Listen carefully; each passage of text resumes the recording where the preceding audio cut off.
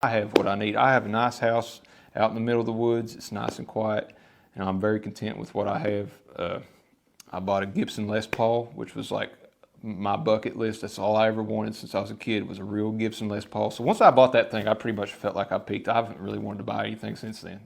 And, you know, I guess maybe I'm just simple, but being simple like that has actually been extremely beneficial to me because I've not had to work as hard as other people.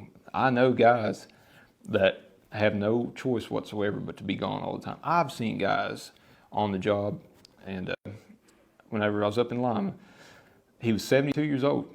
He was from, I don't remember where he's from, Tennessee maybe? I don't know. 72 years old on the job, still working. And, you know, that's not good, man.